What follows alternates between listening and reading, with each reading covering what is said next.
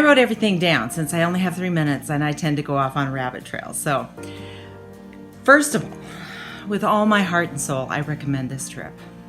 Everybody says that it's the trip of a lifetime, and it is the trip of a lifetime.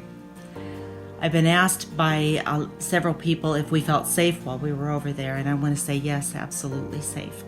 The people who led this trip are completely aware and in touch with everything that's going on in the country, as much as anyone can be from moment to moment.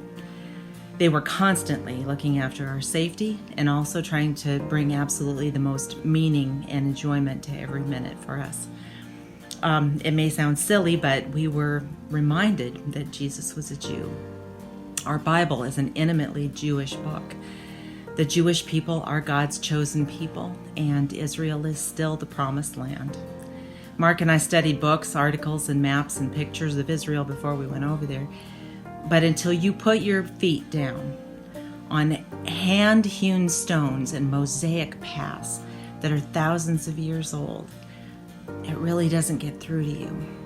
We would stand in places like that on a regular basis, and I could almost feel a wave of the presence of all of the people through generations that had stood on that same spot and looked out at those same views.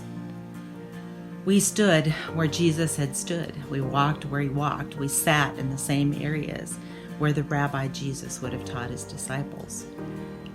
At each place, the teaching that we received brought it all to life. It's like looking at a black and white line drawing, and then someone grabs a paintbrush and begins to fill it all in. I don't have time enough to pick one place that stood out to me and give the details of why that would be and do it justice.